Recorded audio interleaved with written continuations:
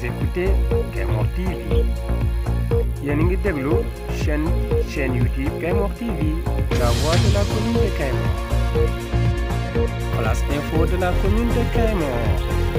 tënkute xibaar yi seen ci commune de Kaymor.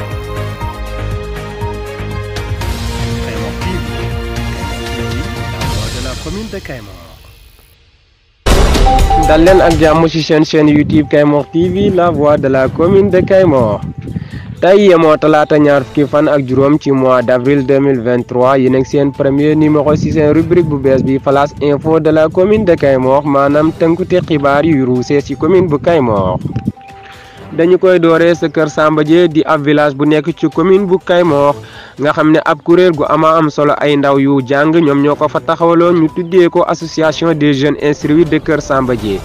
googale kuréel gannaaw ba mu tabaxee ab bureau directeur, maanaam benn bureau boo xam ne bu am solo la, waaye tourné aan na maye fa benn photocopieuse imprimante, maanaam machine boo xam ne moo leen di mën a permettre ñu mën a tirer seeni document def ko ci ay kayit. loolu nag bokk ci ay projet yu nga xam ne association des jeunes instruits de Kër Samba Dié nas na ko ànd ci ak élèves yeeg jàngalekat yi, waaye ba ci parents d'élèves yi ngir ñu xool naka la ñu mën a ñoŋalee niveau élèves yi nga xam ne ñu ngi jàngee foofu ca école élémentaire bu Kër Samba Dié.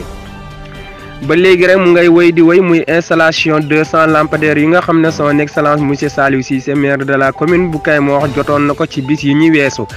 samputeel ñaar téeméeri poteaux solaires yooyu nag mu ngay wéy ci ñaar fukki village yi ak ñett, waaye tamit ci amo yu nga xam ne muy 18 amo yu nga xam ne ñu ngi ci commune bi. booba la installation na mu ngay wéy di wéy.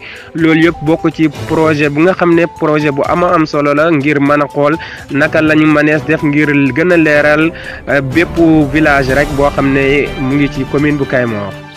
beneen ci information yu nga xam ne Kaymor TV jagleel na leen ko muy am ak wala doore formation bi nga xam ne war nay amee suba ci àllarba gi ñaar fukki fan ak juróom-benn ci mois d'avril 2023.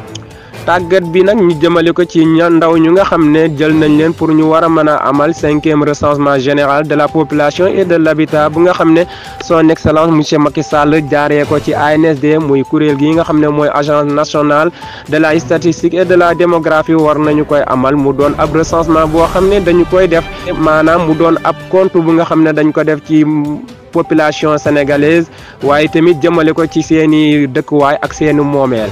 formation boobu nag war a dooree suba ci commune bu Kaymor ci seen mairie de délibération bu commune de Kaymor. lii mooy lu gënoon a fes ci seen xibaar yi tey ci talaata di ñaar fukki fan ak juróom-benn ci mois d'avril 2023 ngeen àndoon ci ak seen mbokk Malick Mbow ñi leen di ñaan ngeen wéy di abonné ci chaîne YouTube Kaymor TV, la voix de la commune de Kaymor.